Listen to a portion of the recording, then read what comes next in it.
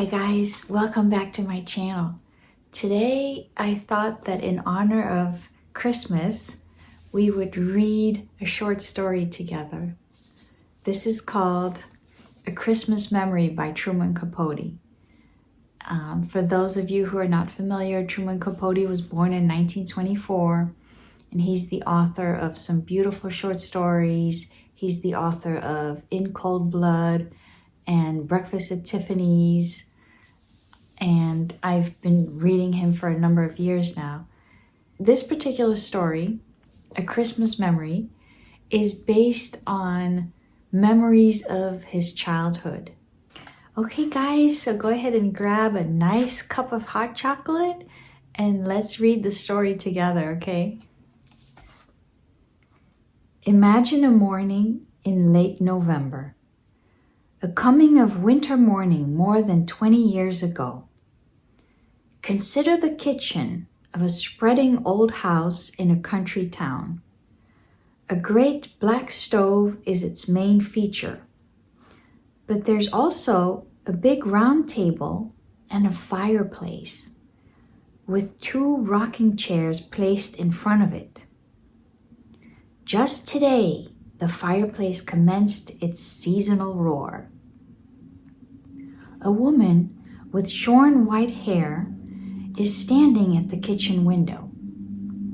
She is wearing tennis shoes and a shapeless gray sweater over a summery calico dress.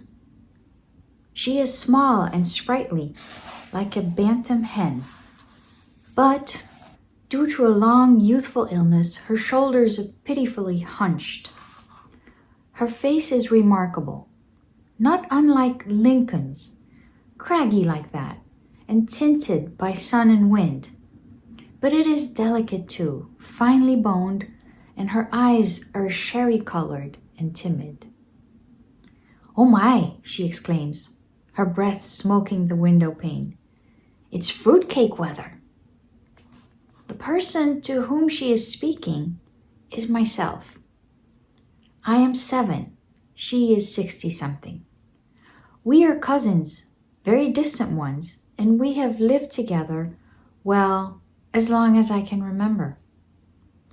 Other people inhabit the house, relatives, and though they have power over us and frequently make us cry, we are not, on the whole, too much aware of them. We are each other's best friend. She calls me Buddy, in memory of a boy who was formerly her best friend. The other Buddy died in the 1880s, when she was still a child. She is still a child. "I knew it before I got out of bed," she says, turning away from the window with a purposeful excitement in her eyes. "The courthouse bell sounded so cold and clear, and there were no birds singing. They've gone to warmer country, yes indeed. Oh, Buddy, stop stuffing biscuit and fetch our buggy. Help me find my hat. We have 30 cakes to bake." It's always the same. A morning arrives in November, and my friend, as though officially inaugurating the Christmas time of year that exhilarates her imagination and fuels the blaze of her heart, announces, "It's fruitcake weather. Fetch our buggy. Help me find my hat." The hat is found, a straw cartwheel corsaged with velvet roses out of doors has faded. It once belonged to a more fashionable relative. Together we guide our buggy, a dilapidated baby carriage, out to the garden and into a grove of pecan trees. The buggy is mine. That is, it was bought for me when I was born. It is made of wicker, rather unraveled, and the wheels wobble like a drunkard's legs. But it is a faithful object. Springtimes, we take it to the woods and fill it with flowers, herbs, wild fern for our porch pots. In the summer, we pile it with picnic paraphernalia and sugarcane fishing poles and roll it down to the edge of a creek. It has its winter uses too. as a truck for hauling firewood from the yard to the kitchen, as a warm bed for Queenie, our tough little orange and white rat terrier who has survived distemper and 2 rattlesnake bites. Queenie is trotting beside it now. 3 hours later, we are back in the kitchen, hauling a heaping buggy load of windfall pecans. Our backs hurt from gathering them. How hard they were to find. The main crop having been shaken off the trees and sold by the orchard's owners, who are not us. Among the concealing leaves, the frosted, deceiving grass. Crackle! A cheery crunch scraps a miniature thunder sound as the shells collapse and the golden mound of sweet, oily ivory meat mounts in the milk glass bowl. Queenie begs to taste, and now and again my friend sneaks her a mite, though insisting we deprive ourselves. We mustn't, buddy. If we start, we won't stop, and there's scarcely enough, as there is, for 30 cakes. The kitchen is growing dark. Dusk turns the window into a mirror. Our reflections mingle with the rising moon as we work by the fireside in the firelight. At last, when the moon is quite high, we toss the final hull into the fire and, with joined sighs, watch it catch flame. The buggy is empty. The bowl is brimful. We eat our supper, cold biscuits, bacon, blackberry jam, and discuss tomorrow. Tomorrow, the kind of work I like best begins, buying. Cherries and citron, ginger and vanilla and canned Hawaiian pineapple, rinds and raisins and walnuts and whiskey, and oh, so much flour, butter, so many eggs, spices, flavorings. Why, we'll need a pony to pull the buggy home. But before these purchases can be made, there is the question of money. Neither of us has any, except for skinflint sums persons in the house occasionally provide. A dime is considered very big money, or what we earn ourselves from various activities, holding rummage sales, selling buckets of hand-picked blackberries, jars of homemade jam and apple jelly and peach preserves, rounding up flowers for funerals and weddings. Once we won 79th prize, $5, in a national football contest. Not that we know a fool thing about football. It's just that we enter any contest we hear about. At the moment, our hopes are centered on the $50,000 grand prize being offered to name a new brand of coffee. We suggested AM, and after some hesitation, for my friend thought it perhaps sacrilegious, the slogan AM Amen. To tell the truth, our only really profitable enterprise was the Fun and Freak Museum we conducted in a backyard woodshed 2 summers ago. The Fun was a stereopticon with slide views of Washington and New York lent us by a relative who had been to those places. She was furious when she discovered why we'd borrowed it. The Freak was a 3-legged bitty chicken hatched by one of our own hens. Everybody hereabouts wanted to see that bitty. We charged grown-ups a nickel, kids 2 cents, and took in a good $20 before the museum shut down due to the decease of the main attraction. But one way and another, we do each year accumulate Christmas savings, a fruitcake fund. These monies we keep hidden in an ancient bead purse under a loose board under the floor, under a chamber pot, under my friend's bed. The purse is seldom removed from this safe location, except to make a deposit, or, as happens every Saturday, a withdrawal. For on Saturdays, I'm allowed 10 cents to go to the picture show.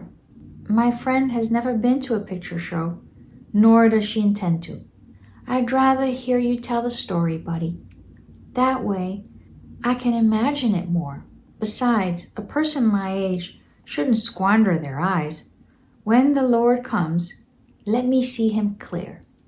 In addition to never having seen a movie, she has never eaten in a restaurant, traveled more than 5 miles from home, received or sent a telegram, read anything except funny papers and the Bible, worn cosmetics, cursed, wished someone harm, told a lie on purpose, let a hungry dog go hungry.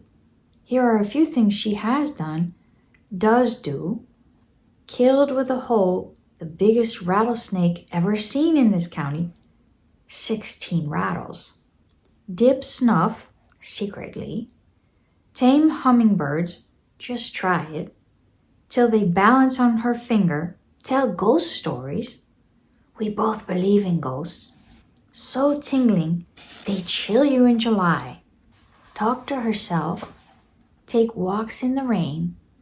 Grow the prettiest japonicas in town. Know the recipe for every sort of old-time Indian cure, including a magical wart remover. Now, with supper finished, we retire to the room in a faraway part of the house where my friend sleeps in a scrap quilt-covered iron bed painted rose pink, her favorite color. Silently, wallowing in the pleasures of conspiracy, we take the bead purse from its secret place and spill its contents on the scrap quilt. Dollar bills, tightly rolled and green as May buds. Somber 50-cent pieces, heavy enough to weight a dead man's eyes. Lovely dimes, the liveliest coin, the one that really jingles. Nickels and quarters, worn smooth as creek pebbles. But mostly a hateful heap of bitter-odored pennies. Last summer, others in the house contracted to pay us a penny for every 25 flies we killed. Oh, the carnage of August, the flies that flew to heaven! Yet it was not work in which we took pride. And as we sit counting pennies, it is as though we were back tabulating dead flies. Neither of us had a head for figures. We count slowly, lose track, start again. According to her calculations, we have $12.73. According to mine, exactly $13. I do hope you're wrong, buddy. We can't mess around with 13. The cakes will fall, or put somebody in the cemetery. Why, I wouldn't dream of getting out of bed on the 13th. This is true. She always spends 13ths in bed. So to be on the safe side, we subtract a penny and toss it out the window. Of the ingredients that go into our fruitcakes, whiskey is the most expensive, as well as the hardest to obtain. State laws forbid its sale. But everybody knows you can buy a bottle from Mr. Ha Jones. And the next day, having completed our more prosaic shopping, we set out for Mr. Haha's business address, a sinful, to quote public opinion, fish fry and dancing cafe down by the river. We've been there before and on the same errand, but in previous years, our dealings have been with Haha's wife, an iodine-dark Indian woman with brassy peroxidized hair and a dead-tired disposition. Actually, we've never laid eyes on her husband, though we've heard that he's an Indian too, a giant with razor scars across his cheeks. They call him Haha because he's so gloomy, a man who never laughs. As we approach his cafe, a large log cabin festooned inside and out with chains of garish gay naked light bulbs and standing by the river's muddy edge under the shade of river trees where moss drifts through the branches like gray mist. Our steps slow down. Even Queenie stops prancing and sticks close by. People have been murdered in Haha's cafe, cut to pieces, hit on the head. There's a case coming up in court next month. Naturally, these goings-on happen at night, when the colored lights cast crazy patterns and the Victrola wails. In the daytime, Haha's is shabby and deserted. I knock at the door. Queenie barks. My friend calls. Mrs. Haha, ma'am? Anyone to home? Footsteps. The door opens. Our hearts overturn. It's Mr. Ha-Ha Jones himself. And he is a giant. He does have scars. He doesn't smile. No, he glowers at us through Satan-tilted eyes and demands to know, what you want with Ha-Ha? For a moment, we're too paralyzed to tell. Presently, my friend half finds her voice, a whispery voice at best. If you please, Mr. Ha-Ha, we'd like a quart of your finest whiskey. His eyes tilt more. Would you believe it, Ha-Ha is smiling, laughing too. Which one of you is a drinking man? It's for making fruitcakes, Mr. Ha-Ha, cooking. This sobers him. He frowns. That's no way to waste good whiskey. Nevertheless, he retreats into the shadowed cafe and seconds later appears carrying a bottle of daisy yellow unlabeled liquor. He demonstrates its sparkle in the sunlight and says, $2. We pay him with nickels and dimes and pennies. Suddenly, jangling the coins in his hand like a fistful of dice, his face softens. Tell you what, he proposes, pouring the money back into our bead purse. Just send me one of them fruitcakes instead. Well, my friend remarks on our way home, there's a lovely man. We'll put an extra cup of raisins in his cake. The black stove, stoked with coal and firewood, glows like a lighted pumpkin. Egg beaters whirl, spoons spin round in bowls of butter and sugar. Vanilla sweetens the air, ginger spices it. Melting, nose-tingling odors saturate the kitchen, suffuse the house, drift out to the world on puffs of chimney smoke. In 4 days, our work is done. 31 cakes, dampened with whiskey, based on window, sills, and shelves. Who are they for? Friends, not necessarily neighbor friends.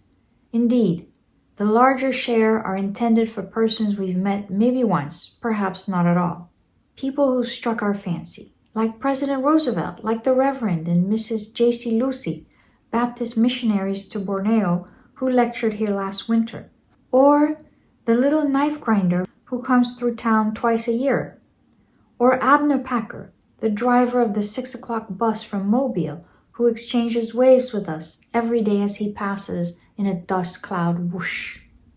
Or the young Wistons, a California couple whose car one afternoon broke down outside the house and who spent a pleasant hour chatting with us on the porch. Young Mr. Wiston snapped our picture, the only one we've ever had taken.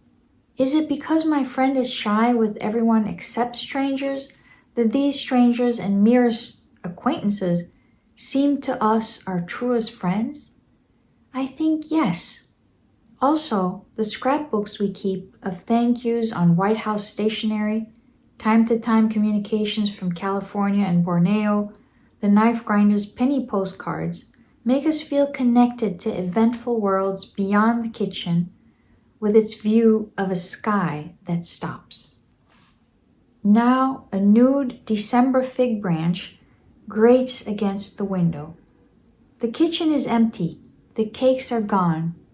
Yesterday we carted the last of them to the post office, where the cost of stamps turned our purse inside out. We're broke. That rather depresses me, but my friend insists on celebrating. With 2 inches of whiskey left in Ha-Ha's bottle, Queenie has a spoonful in a bowl of coffee. She likes her coffee chicory flavored and strong. The rest we divide between a pair of jelly glasses.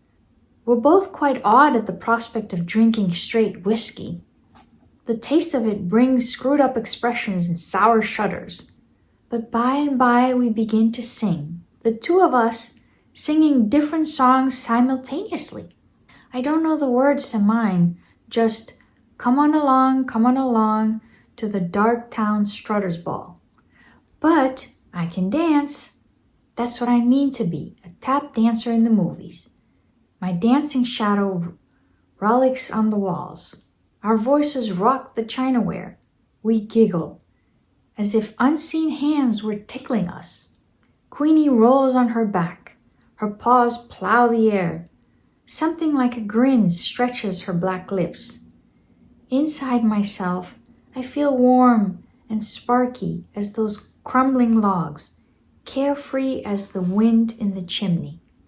My friend waltzes around the stove, the hem of her poor calico skirt pinched between her fingers as though it were a party dress. "Show me the way to go home," she sings, her tennis shoes squeaking on the floor. "Show me the way to go home." Enter two relatives, very angry, potent with eyes that scold, tongues that scald. Listen to what they have to say, the words tumbling together into a wrathful tune. "A child of 7, whiskey on his breath. Are you out of your mind? Feeding a child of 7 must be loony. Road to ruination. Remember Cousin Kate? Uncle Charlie? Uncle Charlie's brother-in-law? Shame. Scandal. Humiliation. Kneel, pray, beg the Lord." Queenie sneaks under the stove. My friend gazes at her shoes. Her chin quivers. She lifts her skirt and blows her nose and runs to her room. Long after the town has gone to sleep and the house is silent except for the chimings of clocks and the sputter of fading fires, she is weeping into a pillow already as wet as a widow's handkerchief. "Don't cry," I say, sitting at the bottom of her bed and shivering despite my flannel nightgown that smells of last winter's cough syrup. "Don't cry," I beg, teasing her toes, tickling her feet. "You're too old for that." "It's because," she hiccups, "I am too old. Old and funny." "Not funny. Fun. More fun than anybody. Listen, if you don't stop crying, you'll be so tired tomorrow. We can't go cut a tree." She straightens up. Queenie jumps on the bed, where Queenie is not allowed, to lick her cheeks. "I know where we'll find real pretty trees, buddy, and holly too, with berries big as your eyes. It's way off in the woods, farther than we've ever been. Papa used to bring us Christmas trees from there, carry them on his shoulder. That's 50 years ago. Well now, I can't wait for morning." Morning. Frozen rime lusters the grass. The sun, round as an orange and orange as hot weather moons, balances on the horizon, burnishes the silvered winter woods. A wild turkey calls. A renegade hog grunts in the undergrowth. Soon, by the edge of knee-deep, rapid-running water, we have to abandon the buggy. Queenie wades the stream first, paddles across barking complaints at the swiftness of the current, the pneumonia-making coldness of it. We follow, holding our shoes and equipment, a hatchet, a burlap sack, above our heads. A mile more of chastising thorns, burrs and briars that catch at our clothes, of rusty pine needles brilliant with gaudy fungus and molted feathers. Here, there, a flash, a flutter, an ecstasy of shrillings remind us that not all the birds have flown south. Always the path unwinds through lemony sun pools and pitch vine tunnels. Another creek to cross, a disturbed armada of speckled trout froths the water around us, and frogs the size of plates practice belly flops. Beaver workmen are building a dam. On the farther shore, Queenie shakes herself and trembles. My friend shivers too, not with cold, but enthusiasm. One of her hat's ragged roses sheds a petal as she lifts her head and inhales the pine-heavy air. We're almost there. Can you smell it, buddy? She says, as though we were approaching an ocean. And indeed, it is a kind of ocean. Scented acres of holiday trees, prickly leafed holly. red berries shiny as Chinese bells. Black crows swoop upon them screaming. Having stuffed our burlap sacks with enough greenery and crimson to garland a dozen windows, we set about choosing a tree. It should be, muses my friend, twice as tall as a boy, so a boy can't steal the star. The one we pick is twice as tall as me, a brave, handsome brute that survives 30 hatchet strokes before it keels with a creaking, rending cry. Lugging it like a kill, we commence the long trek out. Every few yards, we abandon the struggle, sit down, and pant. But we have the strength of triumphant huntsmen. That and the tree's virile, icy perfume revive us, goad us on. Many compliments accompany our sunset return along the red clay road to town, but my friend is sly and non-committal when passers-by praise the treasure perched in our buggy. What a fine tree! And where did it come from? Yonder ways, she murmurs vaguely. Once a car stops and the rich mill owner's lazy wife leans out and whines. Give you 2 bits cash for that old tree. Ordinarily, my friend is afraid of saying no, but on this occasion she promptly shakes her head. We wouldn't take $1. The mill owner's wife persists. $1 my foot, 50 cents. That's my last offer. Goodness, woman, you can get another one. In answer, my friend gently reflects. I doubt it. There's never 2 of anything. Home. Queenie slumps by the fire and sleeps till tomorrow, snoring loud as a human. A trunk in the attic contains a shoebox of ermine tails, off the opera cape of a curious lady who once rented a room in the house, coils of frazzled tinsel, gone gold with age, 1 silver star, a brief rope of dilapidated, undoubtedly dangerous candy-like light bulbs. Excellent decorations as far as they go, which isn't far enough. My friend wants our tree to blaze like a Baptist window, droop with weighty snows of ornament. But we can't afford the made-in-Japan splendors at the 5 and dime. So we do what we've always done. Sit for days at the kitchen table with scissors and crayons and stacks of colored paper. I make sketches and my friend cuts them out. Lots of cats, fish too, because they're easy to draw. Some apples, some watermelons, a few winged angels devised from saved up sheets of Hershey bar tinfoil. We use safety pins to attach these creations to the tree. As a final touch, we sprinkle the branches with shredded cotton, picked in August for this purpose. My friend, surveying the effect, clasps her hands together. Now, honest, buddy, doesn't it look good enough to eat? Queenie tries to eat an angel. After weaving and ribboning holly wreaths for all the front windows, our next project is the fashioning of family gifts. Tie-dye scarves for the ladies, for the men, a home-brewed lemon and licorice and aspirin syrup to be taken at the first symptoms of a cold and after hunting. But when it comes time for making each other's gift, my friend and I separate to work secretly. I would like to buy her a pearl-handled knife, a radio, a whole pound of chocolate-covered cherries. We tasted some once, and she always swears, I could live on them, buddy. Lord, yes, I could. And that's not taking his name in vain. Instead, I am building her a kite. She would like to give me a bicycle. She's said so on several million occasions. If only I could, buddy. It's bad enough in life to do without something you want, but confound it, what gets my goat is not being able to give somebody something you want them to have. Only one of these days I will, buddy. Locate you a bike. Don't ask how. Steal it, maybe. Instead, I'm fairly certain that she is building me a kite. The same as last year and the year before.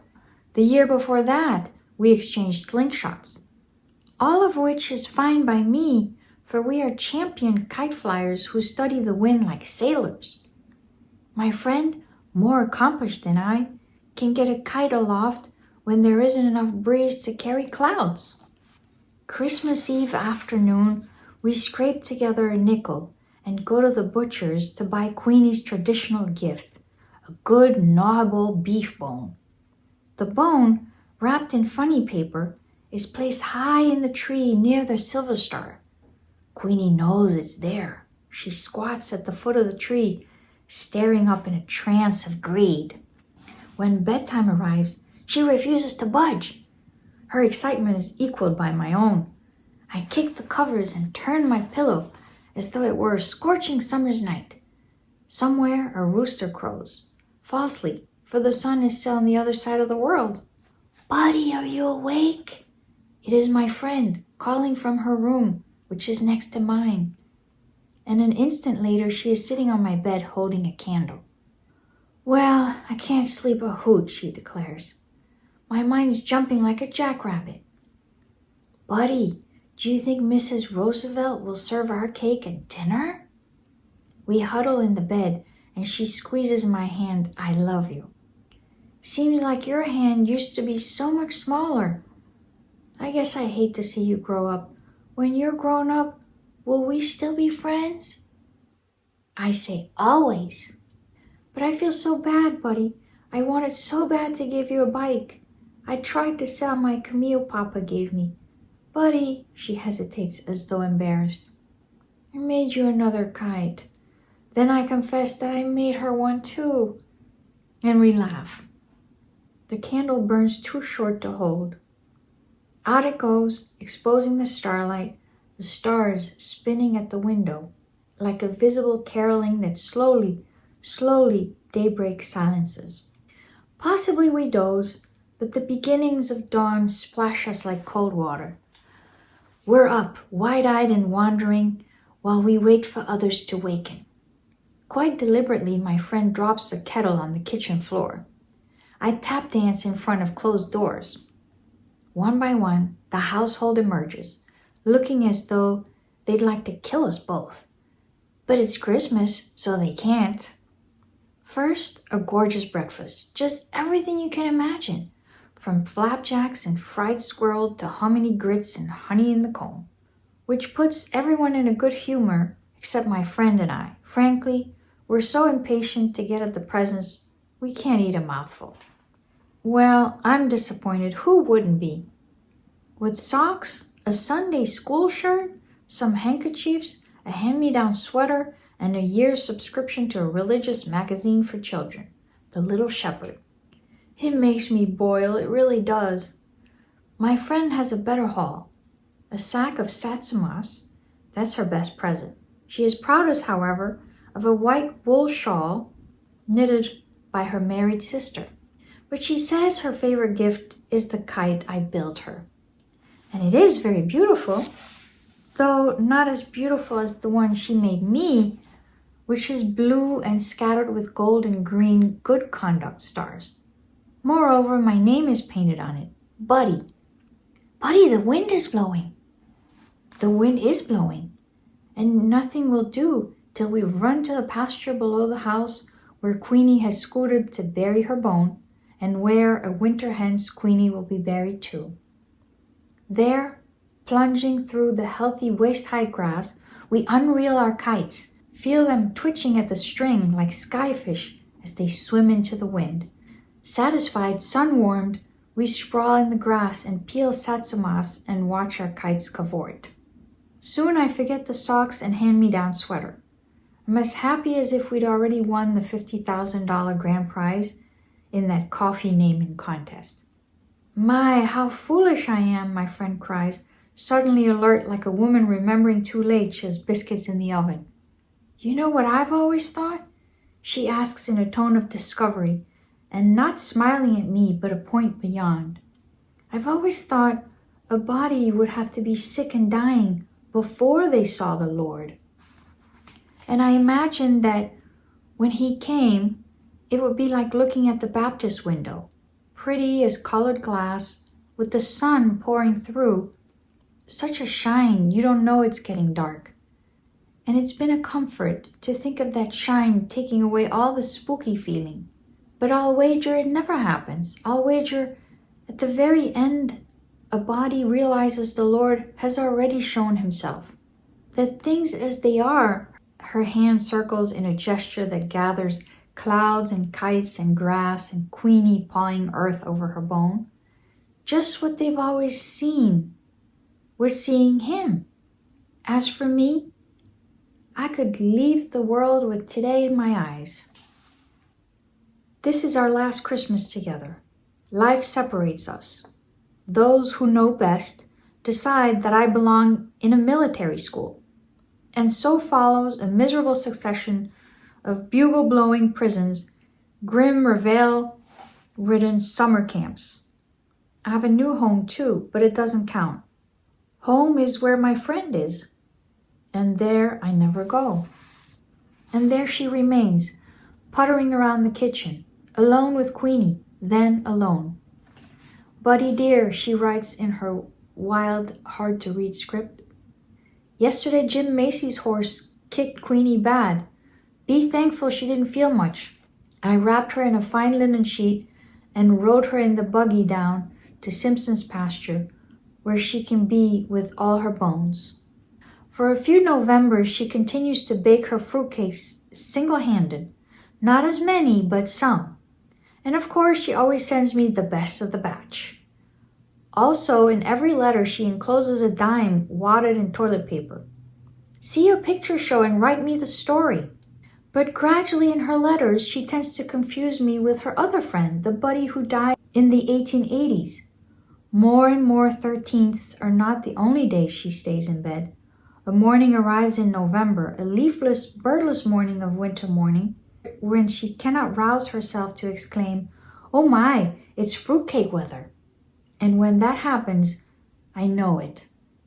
A message saying so merely confirms a piece of news some secret vein had already received, severing from me an irreplaceable part of myself, letting it loose like a kite on a broken string. That is why, walking across a school campus on this particular December morning, I keep searching the sky, as if I expected to see, rather like hearts, a lost pair of kites hurrying toward heaven. I hope you enjoyed the story, guys. I'll see you guys on my next video. Till next time, happy reading!